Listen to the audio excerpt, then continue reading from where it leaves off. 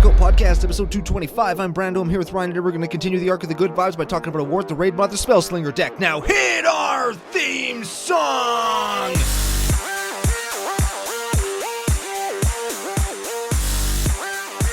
Hey Ryan, we're back for yet another whirlwind adventure.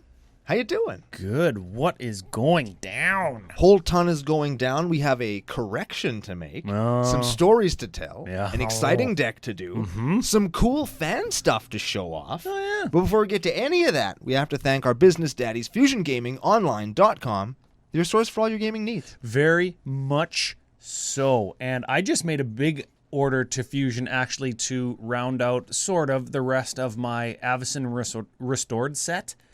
I'm missing a few cards and a couple of like the big spendy ones like Crater Hoof. I have like an altered one and it's like, does that count? Because it's not going in the box or binder. No. No? Okay, shit. So I got to get one of those. And I just made a big order finishing out my Throne of Eldraine set. Ooh. Except for, like, again, the 5 most spendy cards, of which one is Great Henge that I actually have an altered one. And you say it doesn't count. No, it doesn't count. No. I don't have an Oko. I don't have a Great Henge. There's a couple others. Huh. Yeah. I've been trying to get another Great Henge for a while now. It's not working. They're expensive, but if you go to FusionGamingOnline.com and use CCO Fusion 5 promo code, they are less expensive. Very much less expensive, and doing so lets Fusion know that their partnership with ya boys is a good one. And it fucking is, because we're awesome. Yeah, look at how awesome we look. We changed the angle of the camera. I can't wave my arms around as much. You can. See? Yeah, I mean, if you're not watching on YouTube, you couldn't see that. But if you are watching on YouTube, you saw it. You know what's up. Yeah, and if you're not watching on YouTube, you fucking should. At the very least, you should subscribe. It does help the channel grow. It helps out a lot. When people click like and subscribe, it helps the video get favored in YouTube's algorithm so more people can find it. And it's always a good time finding a new Commander or Magic podcast. It happens to me every once in a while. I find one that's like, hey, I heard a couple people talk about this, or hey, this guy seems legit. What's he do? And then hey, he's got a podcast, and you listen, and it's like, cool. Legit dudes that have a podcast. Things that happen once in a while.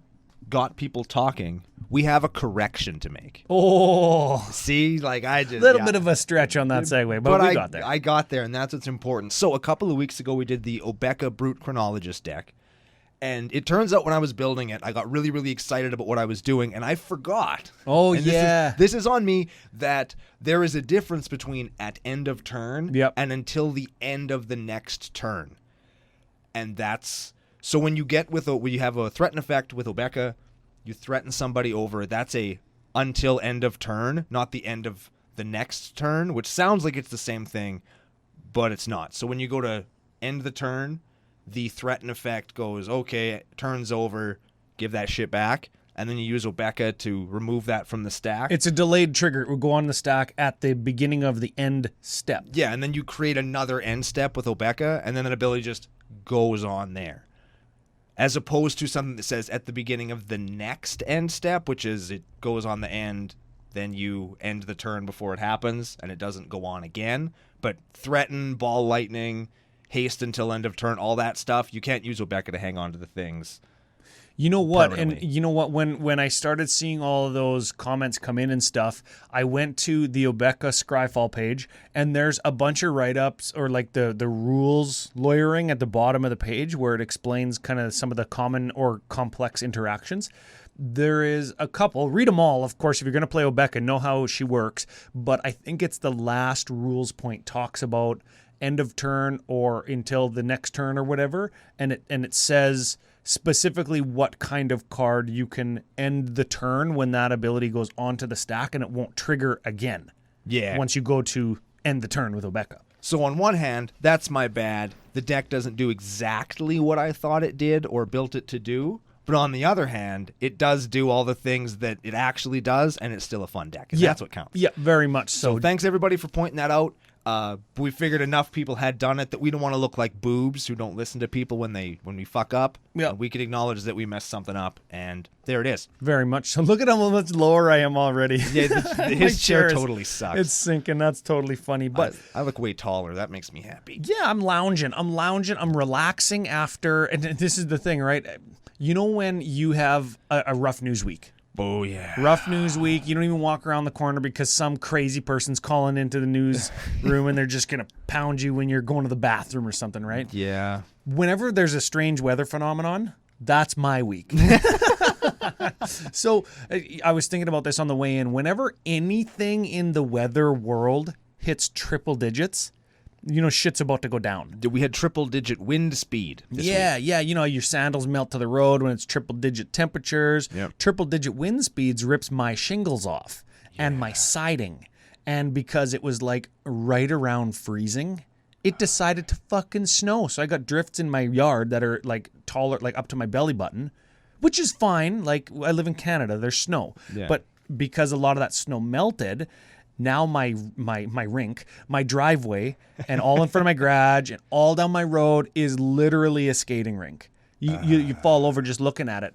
And I'm up on my roof yesterday with my neighbor because Rebecca is like too scared because my roof is so fucking high. It's very high and quite slanty as well. It's steep and it's high. So I'm up there retarring and gluing stuff down and scraping snow out from under shingles that are peeled back like fucking inside out eyeballs and...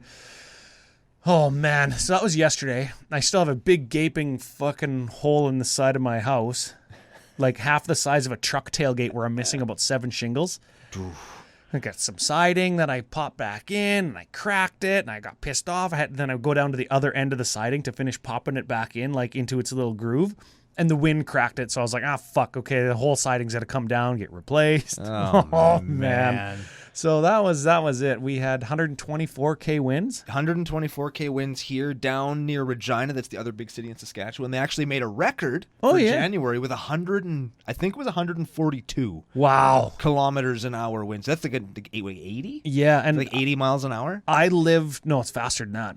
I live towards Regina in the middle of the prairies, right? And my house is on a little mound. So, like, all the people in my development missing shingles, fascia board came off the side of their roof, soffits. Our one neighbor's camper trailer blew over. Yeah. Our one neighbor, the plywood got ripped off the roof of his house, and all of his attic insulation got scooped out by the wind and fucked off. Wow. Like his whole attic got blown all the insulation out. So he had no heat in his house because it was all leaking out the top of his roof. Shit. And all his shingles are gone. Wow. Holy fuck. Yeah, we had a guy we know through work that lives down in Regina Beach, which is a town on a lake near Regina. Terrible place to be, apparently. Don't get it. One dude's house blew up. That was a couple years ago. Legit, it blew up. Like Breaking Bad style? Like blew up, yeah. Like his house an explosion? Yes. His house exploded, which is awesome. It's my favorite news story of all time.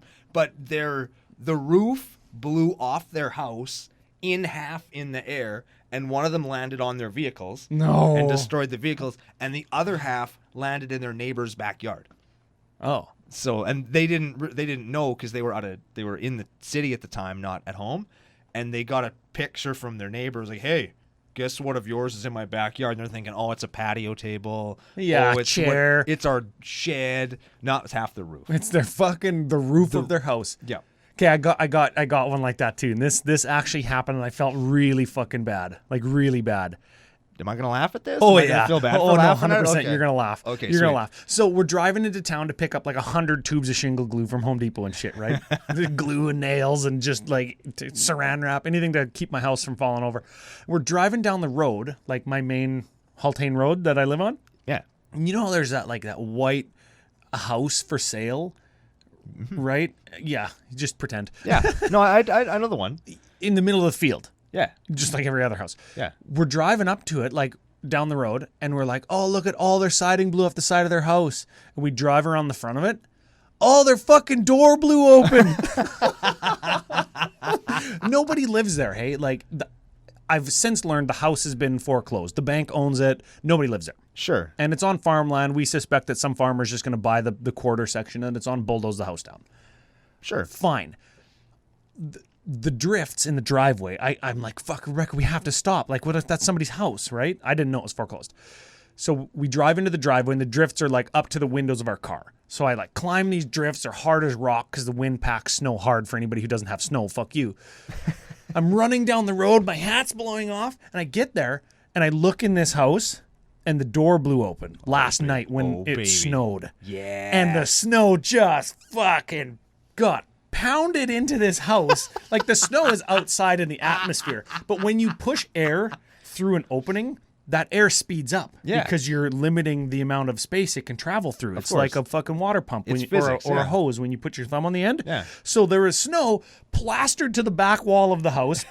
The entire living room is under like 3 inches of snow.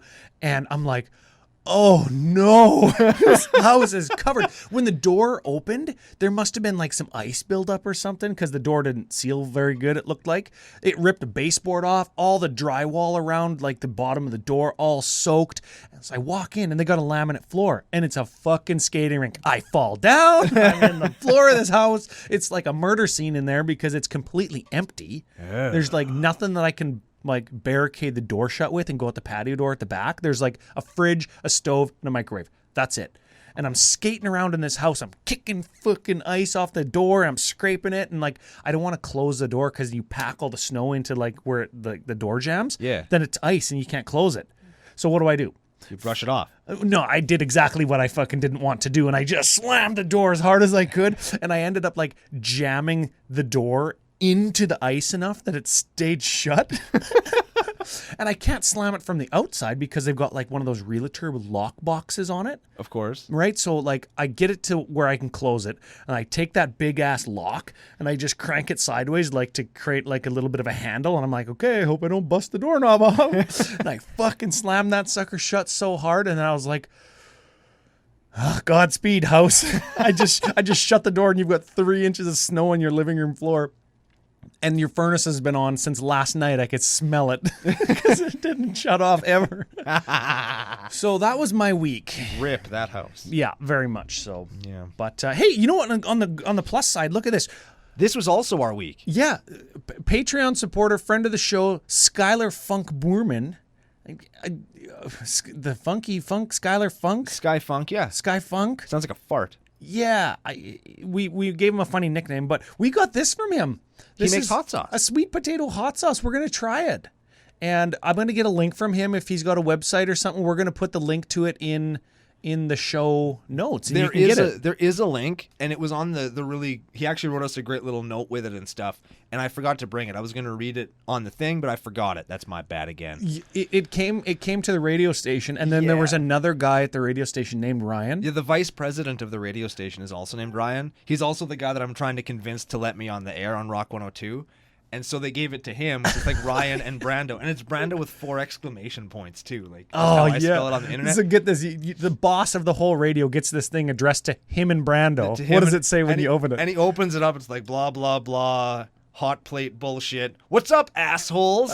And then it's like this whole like thing. To Brando's boss. To my boss. And then he comes in and he's like, Brando, I don't really understand what's happening here. This is like fan mail for the podcast I do. This is awesome. He's like, so you guys are doing good enough to get fan mail? Guess so. I told him not to tell his boss because they're going to start charging us fucking rent for the studio. Nah, we just won't pay it. Nah, fuck it. Yeah. Commander Cookout, we do what we want. Yeah, that's right. We're big time now. We rub elbows with all those official content creators now that we have our preview card. Yeah, and you know what? Good response from the preview card episode. The deck is cool. A couple people said they wanted to build it. Ooh. They said that the card is cool. It's like it's a sweeper effect. Yeah. But it's selectional, so you can build around it, and it was cool. I mean, watch the episode. Little card will be in the top corner for anybody who hasn't seen it yet. Yeah, and they printed a better commander for it too, and that giant thing that doubles all the doesn't double your damage. It draws your cards. Cards draw, and it's a giant. Yeah, so we're gonna review that. Reviews are gonna start next week. Yes, we're gonna do some legendary stuff. We got some homework to do, and then we'll be back at her, and we will educate the masses not on Magic cards, but on Norse we've got a new way to, this is a little teaser. Hey, we've got a little bit of a new way to preview sets that I think people are gonna like, and then I think some of the extra YouTube stuff that we've been talking about is going to be where to find some more of the preview, kind of like we did last time where we did like just extra sections on YouTube for Commander Legends. Yeah. I liked how that turned out. I think people in the nation liked how it turned out. We got some good responses from that. And that's where some of the review is going to be, because we don't need to do reviews. Everybody's doing reviews, and we want to do something that's unique and interesting. So check that out on YouTube if you want like traditional reviews, and come to the podcast for some supplemental type entertainment. Yeah. Yeah. Entertainment. So we've got a deck today. It's Wort the Raidmother, you said in the intro. I did. And the hint from yesterday's pre-show was that I actually did the other half of this deck on Commander ad Populum. For anybody who's listening, that's my solo project. And I looked at a mono green Wort Spellslinger deck. It's submitted by Anthony Buckley's we call him. Right. Same guy that did the green one. We wanted to complete the set, as it were, and do the red one. Both because it's a cool deck. It includes a bunch of cards that I like, that Brando likes. Some that you don't like. Or sorry, it doesn't include some that you do like.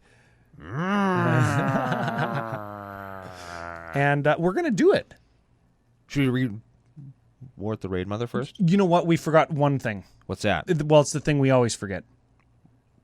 He's forgetting. We have a pack to give away. We forgot it on the pre-show. We forgot to do it in the first 15 minutes of this show. Shit. Yeah. Now, last week, what were people guessing last week? They were guessing the theme? Oh, no, it was Nethroy. Nethroy, yeah. So YouTube commenter guessed Nethroy based on last week's hints. It's just a pseudonym. It's a screen name. Scoe. S-C-O-E. Skoden is the winner. Get at us at CCO Podcast, at CCO Brando on Twitter, or what's better is just commandercookout@gmail.com. Send us an email with your address. We'll get you your pack. Indeed. Yeah. Wort the Raidmother. Yeah. Is a 3/3 for fucking 6. Comes into play with 2 red and green Goblin Warrior creature tokens. Each red and or green instant or sorcery spell you cast has Conspire. And Conspire is when you cast it, you can tap 2 dudes that share a color with it, and then you copy the spell. Yeah. Yeah, so I like Wort. I tried to play it in Calamax, but the 6-drop just... And there's not a whole ton of creatures in Calamax, because he's a vehicle sub-theme type guy. Yeah. So...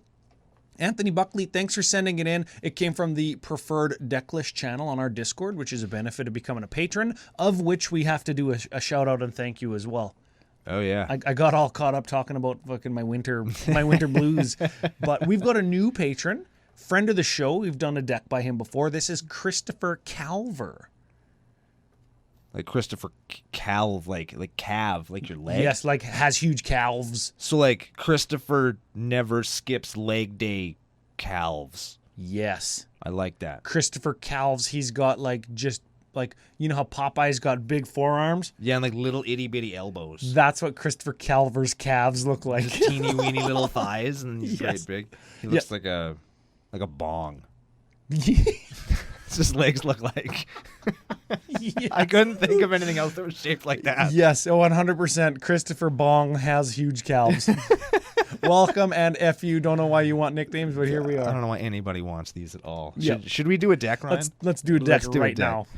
All right, so Wort the Raidmother. Typically a Spellslinger type deck designed to play little dudes and then play Wort and then play spells, double the spells, win the game that way. Yeah, and Wort's interesting because I've seen lots of Wort decks. I'm sure you have as well. Popular Commander. And sometimes there's Goblin, like, sub-theme, tribal sub-theme. Sometimes it's just token sub-theme. Sometimes it's like mana dork sub-theme because you just want creatures, right? Yes. And you have to balance that with how many spells because you want spells to double. Yes. Okay, so we've got custom categories. Big shout out to Anthony for the custom categories. If you're sending decks in, make sure they have them, okay? They help us out quite a bit. And if you want to tell us what those custom categories are all about, that helps as well. These ones are fairly self-explanatory. We will start with the basic of basics, and we're going to start with seeing more cards, which is something you always want to do in a Spellslinger deck. Yeah, these are your card draw cards, I guess? Yes. Yeah, you can clump some of them, I think, because we know what they do. And remember, you tap 2 creatures. Every creature in this deck's red. You tap 2 creatures. You can double any of these. So you've got Wild Guess, Tormenting Voice, Thrill of Possibility, Pirate's Pillage, Light Up the Stage, Ignite the Future, Commune with Lava, Cathartic Reunion, Valakut Awakening. Yes, and any of those that have, as an additional cost, discard a card. As an additional cost, discard 2 cards, draw 3 cards. If you're copying a spell that has an additional cost, you do not have to pay the additional cost again. That's part of casting the spell, not copying it. Right. So with Cathartic Reunion, you pay 2 and you discard 2 to draw 3. You tap 2 of your goblins and you can copy that. That is a pay 2, discard 2, draw 6. That's pretty good. Yep. So keep that in mind. Also, we're going to get into this in our set review. Yep. I'm getting real tired of that effect. The fact that I just read 9 cards and they all did the same fucking thing. I'm getting sick of that. It's turning into the black. Pay X, draw X, lose X. I'm sick of it. Like, if you want red to draw cards, just there's got to be another way. There has to be. You know what I mean? Like, just give us something else. Like, just think outside the box for a minute. I'm tired of getting a functional reprint of the same dang card. Yeah. Well, and you know what? Like, they've got the discard to draw, and then they've got, like, the exile. You can cast it until end of turn. Chaos draw, they say, right? That's kind of the 2 ways that red draws cards, right?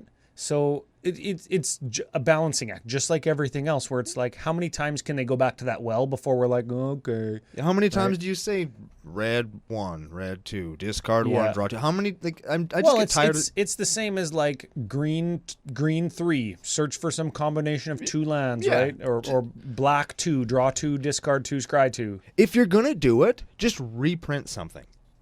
Yeah. Just play Thrill of Possibility in every.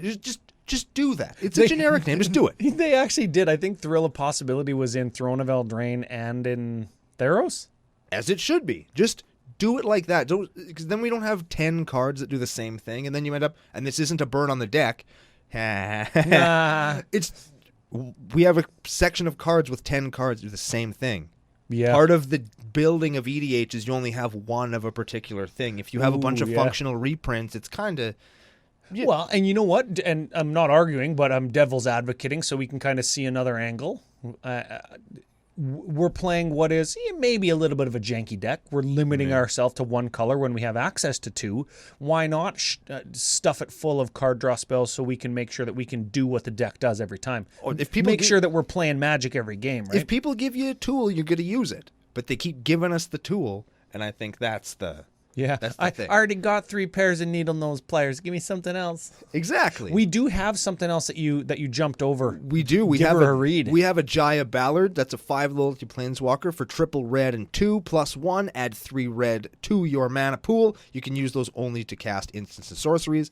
Also has +1, discard up to 3 cards, then draw that many cards. And -8, you get an emblem with you may cast instants and sorcery cards from your graveyard.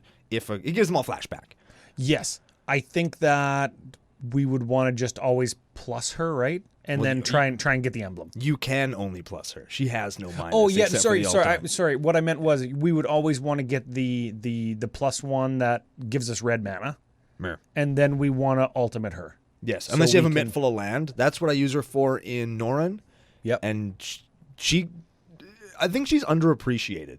I think she's going to see more appreciation as we build the Spellslinger theme in Jeskai and Izzet. You're going to see more people playing Jaya, but I think that she's a sleeper planeswalker that not many people are really given the focus that she needs. She deserves. I like her. Okay, well, let's move on to the recursion package. That's sort of like card draw, card advantage. Let's do some recursion. We have Volcanic Vision. That's not a volcano, by the way. It's a bonfire in the picture.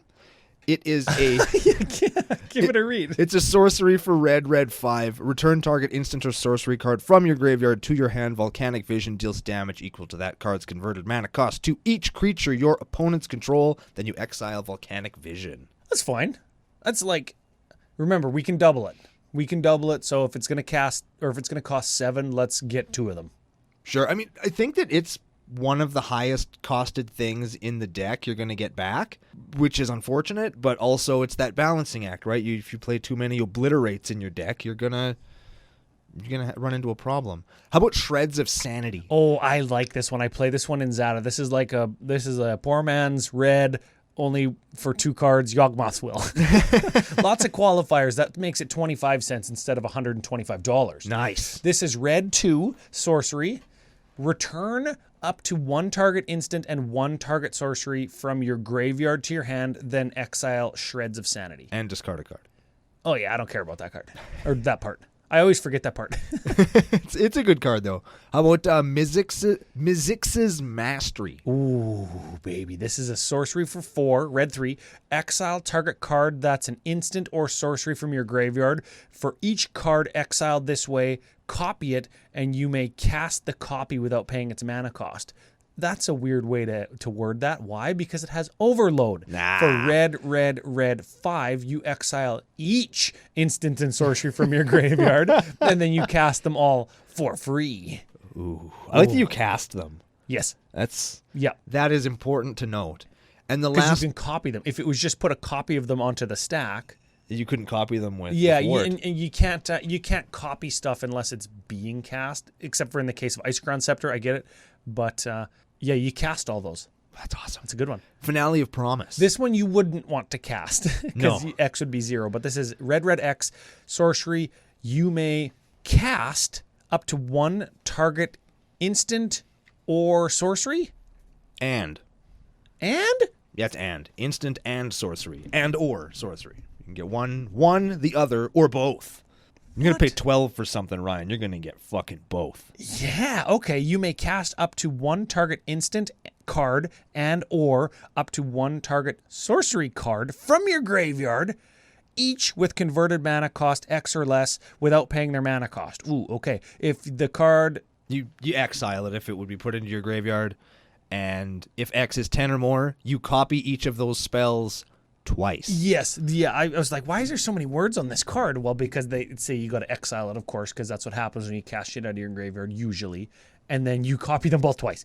Sick. And if remember, you can copy this when it's on the stack because X is 10. Yeah. So you tap 2 dudes. You can cast 4 things from your graveyard, and then you copy those things all twice each. That card's probably going to kill somebody fucking dead. Most likely. If you cast it for 12. Your opponent's going to meet God. That's the recursion section. Let's look at the mana section real fast. It'll go really quick because there's only 2 cards that we actually have to look at, and one of them is going to go real fast. Check this out. Sol Ring, Seething Song, Ruby Medallion, Primal Amulet, Manamorphose, Mana Geyser, Jeska's Will, Chandra Torch of Defiance, Brightstone Ritual, Brass's Bounty, Battle Hymn. The 2 cards that we have to look at in this section are Chandra Torch of Defiance. She's become a staple of red. Yeah, she gives you red and some damage and then some... She sort of draws you a card. She gets you a win the game emblem. She's just real good. She's on the screen right now if you're watching YouTube. And you fucking should be. The other one is Primal Amulet. I forget this card exists all the time. So let's give it a read just because it is very good. It's an artifact for 4. Instant and sorcery spells you cast cost 1 less. That's pretty good on its own, but it also has, whenever you cast an instant or sorcery card, put a charge counter on Primal Amulet. Then if there are 4 or more charge counters on it, you remove the counters and transform it into a land. And I think that's a May ability, right? You may remove those counters, yes. Yeah. So if you want it to continue to provide you like a discount on your instants and sorceries, you can have that. Or you can flip it, and it taps to add a mana of any color to your mana pool. When you spend mana to cast an instant or sorcery spell, you can copy it. Ooh. So it turns into a Chandra's... Pyromancer's Goggles? Is that what it is? Is it Pyromancer's Goggles that copy, or Chandra's Generator? No, Goggles. Goggles copy it. It's the Goggles, yeah. So, cool. Yes, very much so. You know what? I want to take 15 seconds just to say Jeska's Will is in there. It's part of the Will cycle from Commander Legends. It's being touted as the best card from Commander Legends. Agree or disagree? The best Will and the best card, and is seeing adoption in CEDH. You know, I don't know if that makes it the best. No, I don't. I think it's CEDH notwithstanding, it's in casual EDH as well, Regu EDH, and people are saying it's the best one of the wills of the cards in the set. I don't know if it's. I don't know about that. Yeah, I think that there's better cards in the set. I mean, this one is one of those cards with a very high whiffability possibility. So you add red to your mana pool for each card in target opponent's hand, or exile the top 3 cards of your library, and you can play them until your next turn. If you control your commander, you can do both. And when you do both, and because you have your commander, and then you copy it, you do both on the copy as well. When you copy a spell, you copy the mode that you chose. If the mode that you chose was both, you do both again. Neat. Yeah. See, that's effing cool. I think that makes it real fucking good. It's a great card, and I think it'll see the most universal uptake of all the cards in Commander Legends, probably. I like that take, yeah. But I don't think that necessarily means it's the best. It just means it's the it's the best utility card. There we go. Maybe it's the best utility card. When you look at something like a Chroma's Will, which is just in a... Pay 4 mana, have your commander win the game. Yeah, in a vacuum, it's more powerful, but in a vacuum also doesn't go in as many decks as Jeska's Will goes in, right? Right. This is card draw and mana ramp in red. It's pretty cool. Yeah. It's a cool-ass card. Yeah. If you got him, fucking play him. Yeah, very much so. Okay, moving on. We're copying spells. Let's copy. Let's talk about Reverberate, Repeated Reverberation, Hate Mirage, and Double Vision. Those all copy stuff in some way, shape, or form. And Double Vision is an enchantment that actually it just stays on the battlefield, copies the first thing you cast each turn. Correct. And Hate Mirage is one of my favorite cards, it turns out, is becoming. It copies 2 of your opponent's creatures. Ooh, baby. Yeah, and it's important to copy creatures because we have to have creatures that we can tap to conspire, to copy our stuff. Look at that segue, Ryan. Yeah? Because we're going to talk about how we generate tokens now. We're going to start with Krenko Mob Boss. Oh, tap them, get goblins equal to the number of goblins you control. So if you have him and your commander, you're going to get 4.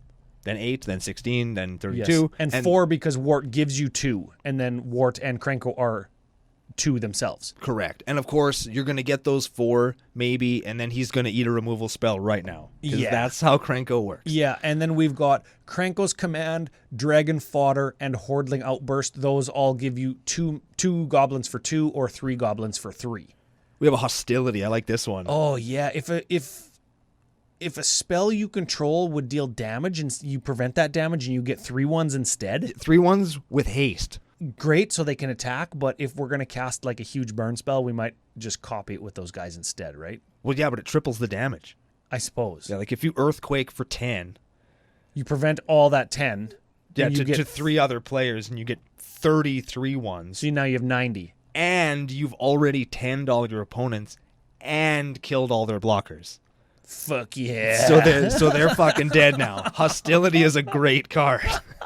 Oh, yeah. And the last one is Gired's Belligerence? Yeah, this is a C19 card. Give it a read. Or C18. No, C19. Red, X, sorcery. Whatever this card is called deals X damage divided as you choose among any number of target creatures. Whenever a creature dealt damage this way dies this turn, populate. Populate, which is make an extra token. Like just choose a token that you control and make another one of it. It's pretty good. Yeah, I think it's just choose a token on the battlefield and make a copy of it. Again, important because we want another red creature that we can tap to double our stuff. So if we double that, we're dealing damage, we're killing stuff, we're making 2 tokens. I'm into that. Which makes it possible for us to tap our 2 tokens to copy the next thing we're going to cast. You're wrecking up all the sapperlings, and then you just get a bunch of little goblins. It's sweet. Yep.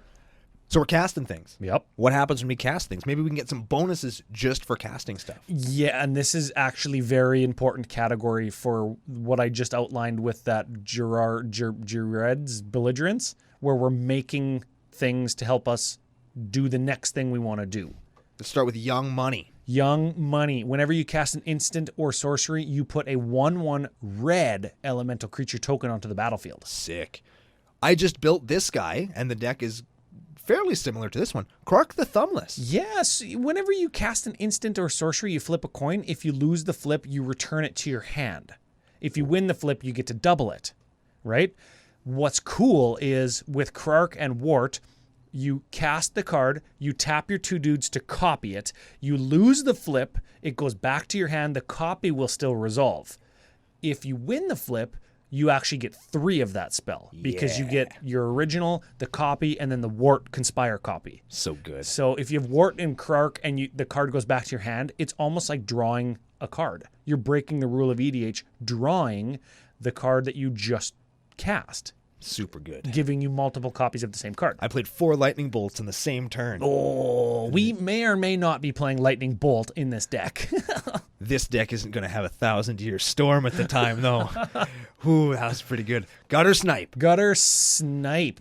2 damage whenever you cast an instant or sorcery to each opponent. Each. Yep. Also important to note, Krark and Gutter Snipe, both goblins for your Krenko. Yes, very much so. How about Erratic Cyclops? This is a Cyclops Shaman. And whenever you cast an instant or sorcery, it gets plus X plus O until end of turn, where X is that spell's converted mana cost. And it's a 0/8 trampler. 0/8. Fucking 0/8. So you do have to cast. So when you copy something, it's not going to get the bonus. Yeah. But if you can cast the same spell a bunch of times in a turn with Krark, then that thing's going to get huge. Very big. Yeah. Want to talk some removal? Yeah, I think, can you clump any of it? I think you probably can, hey? We can clump probably... Let's clump all of it except for 2 of them. 3 of them, I guess, left. Vandal Blast, everybody knows. Yeah. Smash to Smithereens is Smash and Lightning Bolt at the same time. Cleansing Wildfire kills a land, draws you a card. Chaos Warp is Chaos Warp. Blasphemous Act does 13 to everything. And then we've got Blood Frenzy. Blood Frenzy. This is old school from Tempest. Target attacking or blocking creature gets +4/+0 until end of turn. At end of turn, you destroy that creature. So you use it like Berserk on your opponent's creature, where you can cast it any time, though, so it doesn't, as long as the creature's attacking. Berserk is a little bit funky because it's got some timing restrictions. So does this one. Target attacking or blocking creature. So you have to do it during combat. Oh, yes. But it then kills the creature. So if somebody's big dude is attacking not you, you can make their big dude bigger, and then it just... And copy it. You can make both of their big dudes bigger that aren't attacking you, then they both die. Nah, get some. Yeah. And then the last one, I forget all about this card all the time. It's one of those Planar Chaos sideways double cards that I fucking hate so This much. is Dead and Gone. Give them a read. I can't read sideways that good from this far away. So Dead is an instant for 1 red. It's shock, but only to a creature, so it totally sucks. But Gone is red 2 for an instant. Return target creature you don't control to its owner's hand. What the fuck? Red does it all, man. Red bounce. Who does Red think they are? Green? Man, copy that, bounce a couple things, you Blood Frenzy a couple things. Everybody's dead except all your guys. Now you're playing black. Yeah, what the fuck? All right, let's talk about my favorite part of playing red sometimes. Sure. Which is just wrecking people for doing what they're doing. Yeah, we're getting closer and closer to what this deck's actually doing, which is fucking people up with fire and lightning. Yes. Okay, first card. You like this one. I like this one. Oh, this is one of my actual favorite cards in EDH, which is totally backwards and fucked because I play the most non-basic lands out of any human that's ever played EDH. It's Price of Progress. Price of Progress deals 2 damage to each player for each non-basic land they control. Instant for red 1. So freaking good. Oh, man. And in a mono red deck, and you copy it, and somebody's taking 10 because they have 5 non-basics, which is like not even that much, right? Yeah, they might have. They could have 6 or 7. Yeah. They have 7 non-basics. You're going to take 14. You copy it, they're going to take 28. That's like... For 2. Yeah.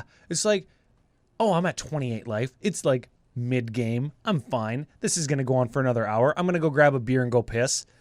Okay, I'll be right back. Right? You're dead. You're playing on VEDH. Okay, what happened? Yeah, you died. What? How about Mercadius Downfall? Oh, yeah. This is attacking creatures you control get +X+0 until end of turn, where X is the number of non-basics your opponents control. Defending player controls. Oh, yeah. Pretty good. Yeah. Gaze of Adamaro. Oh, this is a Saviors of Kamigawa special. It's probably really good. Red 2 instant. Gaze of Adamaro deals damage equal to the number of cards in target player's hand to that player. So it's sudden impact or rune flare trap. Lots of cards in red do that. Yeah. It punishes people for like doing stuff better than we're doing, I guess, is the theme here, hey? Yes. Okay. Now here is a card that I totally forgot about and I effing love and will immediately go home and put it into a deck because I like this card. It is Blind Fury. Man, Mirage, hey? It never fucking ceases to give you a piece of art, a weird card, a niche use for something that you just didn't even ever know it existed. Right. Yeah. Okay. This is an instant for red 2. All creatures lose trample until end of turn. double all combat damage assigned to a creature this turn. What the fuck? Yeah. So you double all damage that creatures are receiving, but only combat damage. But everybody loses trample. So this just means creatures just die, hey? You know what that works super duper good with, Ryan? Tell me. Let's just say, Ryan, that you have an indestructible creature that isn't very big. Let's say that whenever that creature takes damage, it takes double that damage, then deals it back to an opponent, Ryan. Do you mean Stuffy Doll? You fucking guy. Of course I'm talking about our Lord and Savior, the most handsomest, the most versatile creature of all time, Brash Taunter. Well, because he is so good with Blind Fury. Brash Taunter will make an appearance later on in this episode for everybody. He definitely will. Not where you think it's going to be. We'll find out what that means in a sec. Last card in the punishment section is Acidic Soil. That is a sorcery for 3, deals a damage to each player for each land they control. I've played that a few times. It's never paid dividends for me. I think in this deck where you're going to copy it a bunch of times, I'll bet you could probably get somebody with it. Yeah. But it hasn't done the work for me that I had hoped. Yeah, you copy it. I think, when was the last time you played it? That's the question. Last year. Last year. Okay, I was going to say, like, in the last year, lands decks, right? Muldrothas and the 75 different Omnaths. And now that we've seen Zendikar again, lands decks, right? Like, how commonplace is it now in EDH to have, 18 lands on the battlefield when you're a lands deck? Yeah, it's the so truth. maybe if you're copying an 18 land damage spell, fucking somebody's taking 36, that's going to get a bag of chips and coming back and you're dead. Your lips are already on the floor. You didn't even know. How could I eat? My lips got slapped off. I wasn't even here. You go to drink your pop and you're just pouring it all over yourself like an asshole, and you're doing that because you don't have any lips. All right, we got 2 miscellaneous cards, just random good stuff. We've got Deflecting SWAT. It changes a target for free. And Word of Seizing. You know what? I like copying a Deflecting SWAT because you can change the target of it and then change the target of it again. Just to be a fucking dick. Word of Seizing is split second, gain control of a creature, gains haste, you untap it. Permanent. Permanent. Yeah, and I like copying that too. I like stealing planeswalkers that are about to ultimate and then you ultimate them instead. Oh, that feels so good. Yeah. That is excellent. How does the deck win, Ryan? The deck would win most likely by doing some damage. And how are we going to do that? Possibly with the direct damage section. Yeah, do we have any damage doublers? Yes, we do. We have 3 of them. Okay, let's do those real quick, and then we can reference the, double or triple damage cards when we're talking about the damage cards. We have the first half of Insult to Injury. That would be damage that can't be prevented this turn, right? Yep. And if damage would be dealt, it deals double that damage. Yes. And that is a sorcery. That's important because we can copy that for quadruple damage. Ooh. Fire Servant. Do you know what this card does? Can you give it a read? I have no idea. If a red instant or sorcery spell you control would deal damage, deals double that damage. Oh. It's 4/3 for 5. That's fine. I've never had it wheel the table. No. He's a casual card strictly. He's kind of a trap where people think he's going to be awesome. And we're going to talk about that in a couple of minutes here. Last one is Fiery Emancipation. Oh, yeah. Dude, you got to fucking...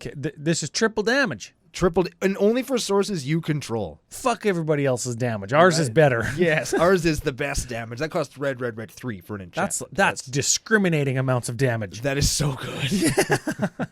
Okay, now let's talk about the damagers. And remember, we can copy the cards for double damage just natively by copying them. And when we have damage doublers or triplers, that's quadruple damage. Yeah. This feels a lot like last week's deck. Maybe some people who want to build last week's deck can glean some inspiration from this week's deck. Nicely put. Might have been an overarching theme of the last couple weeks. How about Massive Raid? Massive Raid. Yes. I don't know what Massive Raid does. That's from like Return to Ravnica or something. Massive Raid deals damage to target creature or player equal to the number of creatures you control. Number of creature we control? Yeah. So we go Cranko, Massive Raid, copy Massive Raid. Yes. Cool. You're probably looking between 8 and 16. Probably when you cast that. I would guess. That's pretty cool. Just if we've got Wort and we can copy it, Wort comes in, she gives us 2, so all of a sudden Massive Raid is dealing 3 damage. That's why it's 8 or 16, because you crank-code it. It's pretty good. And then we copy. Yeah, okay. We have Lightning Bolt. 3 or 6. Jaya's Immolating Inferno. That is a legendary sorcery, so you need a legendary permanent before you can cast it, right? Yep. And it deals X damage up to 3 targets. Yes. So you just target player 1, player 2, player 3, X equals 10, you copy it, then you double the damage. So they're going to take 10 times 2 times 2, which is 40. Do the math. Electro Dominance. Oh, I like this one. This is X damage, and then you can cast an X drop or less for free. Ooh. And that's part of the resolution of Electro Dominance. So you can break timing restrictions, and you can't copy the thing you're casting with Electro Dominance. Unless it says you're casting it. It does say casting. In which case it would go on the stack while Electro Dominance is resolving. Can we copy that one? I'm not sure. You should be able to. It would go on the stack underneath the resolution of Electro Dominance, and then it would be hanging out there. It would go. Still copy it, yeah. Because you're casting it, so it'd be weird, but I think it works. I think it does too. I think it does too because you're casting it. It's a star-shaped peg in a round hole. Burn from within. Burn from within. Oh, I don't know what this card does either. It deals X damage to a creature or player. If a creature is dealt damage this way, it's going to die. It loses indestructible and would be removed from the game. Oh, so it could get like a Blightsteel. Could. You could. Or a Stuffy Doll. Yes. You wouldn't want to get your own Stuffy Doll, though. Absolutely not. Burn at the stake. Burn at the stake. Hey, I just bought one of these from FusionGamingOnline.com where I used CCO Fusion 5 promo code to get 5% off. Do you know how many of these I have in my jank foil bag? You told me you traded all your stuff in to get shitty Commander Legends boxes. Not in the jank foil bag. Oh, I keep that. I use them as when I send people the proxies for the Patreon sign-up gift. If you're not a thing, you could get a promo sign-up gift from me. I usually use the jank foil bag cards as like padding so that the card I'm actually sending doesn't get all effed up in the mail. Oh, nice. So you get some like a shitty beat to fuck garbage bag foil. Oh, that's my favorite kind of foil. Garage sale foil, hey? They're so awful, yeah. But hey, man, you gotta protect that shit. Yeah, with Burn at the Stakes, apparently. Yes. Okay, so this is red, 2 sorcery. As an additional cost to cast Burn at the Stake, you tap any number of untapped creature. Okay, remember, additional cast part of casting it. So we can copy this. This is the part that we're going to copy. Burn at the Stake deals damage to target creature or player equal to 3 times the number of creatures you tapped.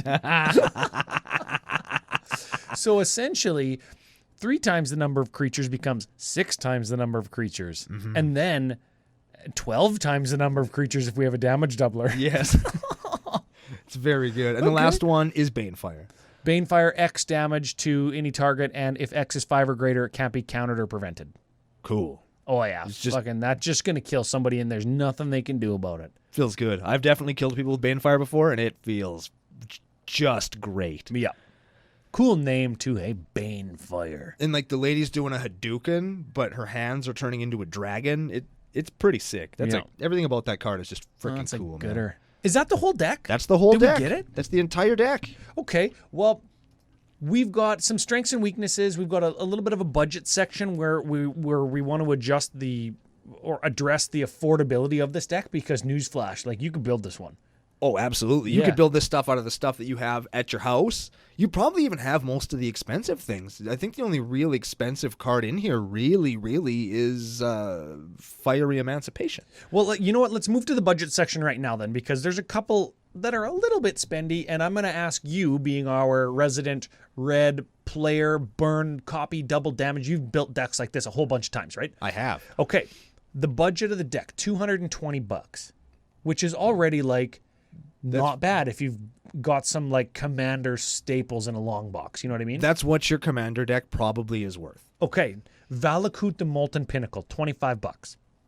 You don't need it here. We don't need it. We can't copy its effect. We can only double the damage if we have a damage doubler. But for $25, cut it. Okay. Deflecting SWAT. It was in the miscellaneous thing. Cut it. There are things like... play Rolling Earthquake. Rolling Earthquake, Ricochet Trap if you want something to cast for cheap. There's other cards that act as removals from Mercadian Masks block that, like, if you control a mountain, Thunderclap, it'll deal 3 damage to target creature, for example. You pulverize, you can destroy all the artifacts. There's lots of other things that you could play instead of Deflecting SWAT, and just play one of those. So those 2 cards, we already saved $60. Yeah, easy to cut. Easy cuts to make. Okay. Ruby Medallion. Didn't get reprinted in Commander Legends like we wanted. They gave us the diamonds instead. Oh, thanks, Watsy. Which I don't know if those were The 7th edition foils were expensive. Whatever. They're trash. Ruby Medallion, $18.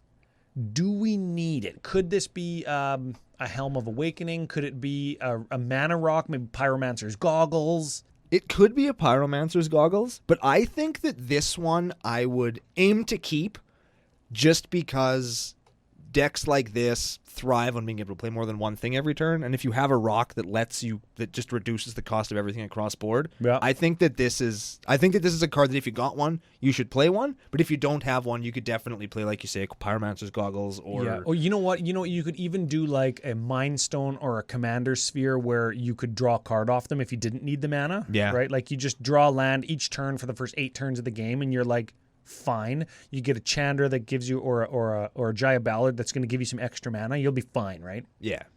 Okay.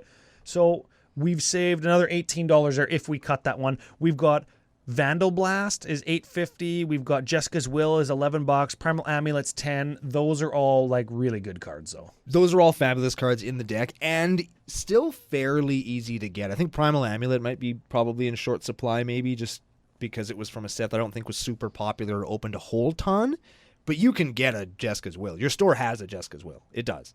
Yeah. And if it doesn't, just buy like 3 packs and you'll get one. I think I opened 6 in my 36 packs. Like I've got some too. Of course they're foil and I would never trade them to somebody because they look like shit, but they're there. Okay, so we could most likely shave 107 is what I have on the notes. Dollars off of the deck, brings it down to $112. You're not gonna do much better than that. That's pretty sweet for a bunch of commons from like Return to Ravnica. Wort the Raidmother was in Commander 20, right? So you're gonna have these cards. We talked about lots of the cards as well, where they're the discard 1, draw 2. Cathartic Reunion and what's the other one? Thrill of Possibility. If you don't have them, you want them. Yep. Even if you're not going to play them right now. So a lot of these cards, again, that you're going to end up getting if you build this deck are going to be cards that you're going to use somewhere else. Yeah. Which is one of the best things about buying any particular card. Is, am I going to use this fucking ever again? If the answer is no, maybe proxy it. Play test it. Right. Yeah, very much so. And like the Jessica's Wills and the Chandras and stuff and the Fiery Emancipations, you're going to fucking those go in red decks, right? You will play those elsewhere. Okay. They're good investments. Let's look at some strengths and weaknesses, and we'll do a quick spice calculator. Got it. Strength, affordability, and cards that you're going to want to play. Yes. Yeah, we covered that already. Lots of playability in the deck. Tons of card advantage, and we're not even playing green or blue. Neat. And that's not even counting doubling spells. We've got 10 cards or more that all say, like, draw 2 cards or more. Yes. It's like, fine, we're going to fill up our hand. We're not going to miss land drops. It's going to be fine. Agreed. Okay, sweet. Mana for days. Yeah. Yeah, we're playing Ruby Medallion. We're playing Battle Hymn that gives us a red for each creature we control. We're playing fucking Mana Geyser. Oh, man, that gives us 25 mana and a pop. That's going to kill somebody with an X spell. Absolutely. Mana Geyser is ridiculous. You look at it and thinking, oh, this is probably pretty good. Just resolve one once. If you have a Mana Geyser in your life, play it immediately. Yeah. Just have it next to you the next time you play an EDH game, and when you have 5 mana, just think, what would I get if I played Mana Geyser right now? And I guarantee you will put Mana Geyser into decks after that. If that isn't enough to convince you, peep this. Okay, Mana Geyser. Is it uncommon to get 25 mana off of a Mana Geyser? Absolutely. Okay, so Mana Geyser for 25. Use 6 of it to get a Wort. That gives you 19 left. You tap red, and then X. X equals 17. 17 to everybody. Double it with Wort's ability. 34 to everybody. Right? That's what Mana Geyser does. Yes. You played 1 card and won the game. Yes. And that is what that card is doing. That's sweet. So okay. Good. Next strength. Goblin Tribal Subtheme. Always good. Can't go wrong, right? Okay, Cannot. Sweet. This is a strength or a weakness. I'm not sure. Okay. It's memey as fuck. This is a meme deck a little bit. It is a strength for our purposes, but as we're going to talk about in the weaknesses section, it does work against it a little bit. We are, and this is moving over to the weaknesses now for Joe so he can switch the screen.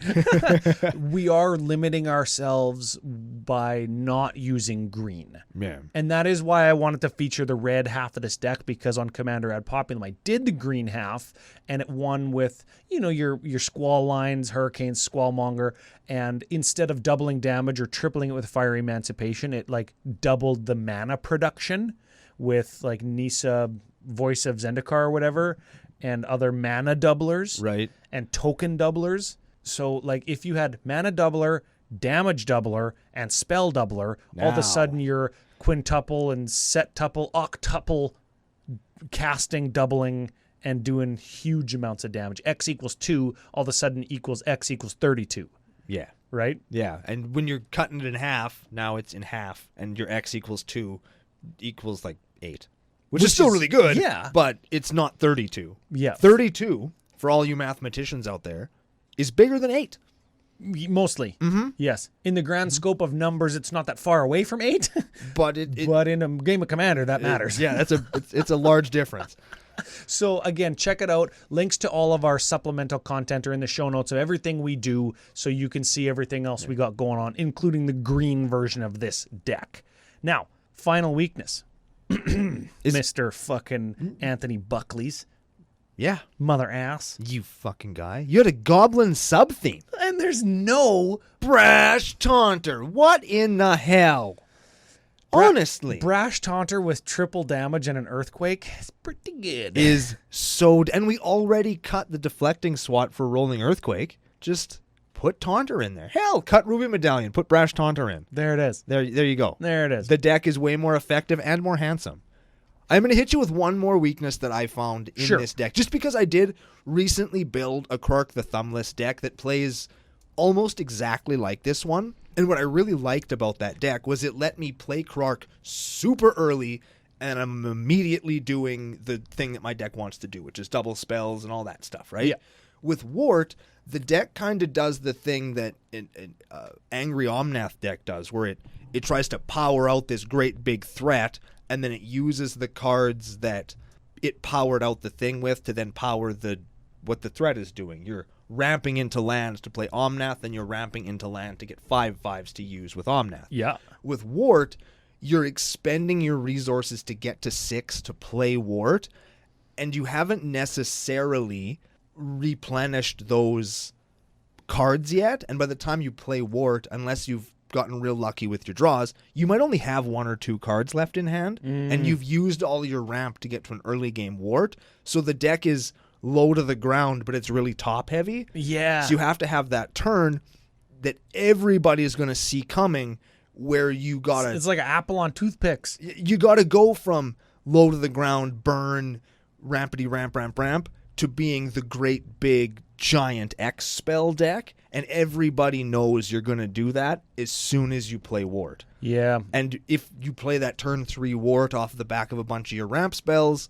you're missing a Past in Flames and a couple other things that could give you that second rebuild turn. So the deck really does focus on Wort to a degree that is, I don't want to say problematic, because that's not the word, but it does telegraph not only what you're doing, but when you're going to do it. And it's hard to get around that. Yeah, listen to that Brando technical fucking Commander know-how. That's some good-ass shit. I didn't wake up fucking yesterday. Wait a second. That's not how that goes. But that's not how that works. But it's very much agreed. And I think how you can combat that a little bit, if you don't want to spend the money or change the deck, or if you don't play enough to have like kind of the research hours logged, is use some of your political prowess in commandering and be like, hey, don't attack me, or I'll kill this thing, or that thing can't attack you, I'll stop it, right? And you can gain some political favor and advantage by leveraging, keeping the board clear with like lower powered earthquakes or Bane Fires so you don't die, and then you get them back with your shreds of sanity late game. And yes, it's still telegraphed at that point, but you've kind of let other people expend their resources, and they might not be able to mess up your late game plan quite as easily at that point. It's rather than letting people just save that terminate for you convince them to use the Terminate somewhere else. Yeah. Or you wait for that, somebody drops like that turn 5 like crazy thing and somebody's got to terminate it because the game shouldn't end at turn 5. Right. And you wait for that to happen. Then you Wort, then you copy. Right. Yeah. And you might do that with what I think our card of the week should be. Our card of the week. Yes. Okay. That, yeah. What's the card? I think it should be Mana Geyser. Oh, Mana Geyser. Mana Geyser in stock at FusionGamingOnline.com. You can use CCO Fusion 5 promo code. You can pick up your Mana Geysers. They're less than $2. That's incredible to me. Yeah. I thought for sure. Because have they seen a reprint? They were printed in 5th Dawn originally. Right. And then again in Conspiracy 1. So no, is what you're telling me. They haven't had a meaningful reprint, and they're still less than $2, and they're so fucking good. Well, it was a common, hey? It was a $2 common.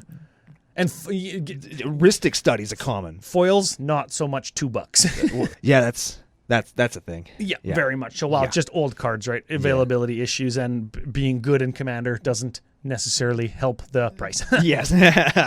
So let's do a quick spice calculator because Wort actually is quite a popular Gruul commandy on EDHREC.com. The 5th most popular. Puts her right below Nikia of the Old Ways. Which is a mana doubler in green and red, just like I was just talking about. You could play it in this deck even. Could. And also Grand Warlord Rada, which is another mana generator, especially good with tokens. Could also be played in this deck. Yep. If you weren't going hard mono red or hard mono green. Yeah. Which, you know what? Of course, I fucking appreciate doing that both ways. I did the same deck twice. One green, one red. So I really appreciate the sticking to one color. I think that it provides a uniqueness factor, a meme factor. Makes it a little bit higher stakes when you play, like, oh, fuck, I lost to the mono green goblin deck or whatever, right? The mono green burn deck, the mono red fucking, So I love that. But when we go through some of the stats here, 3.05 average CMC. It's okay. Yeah.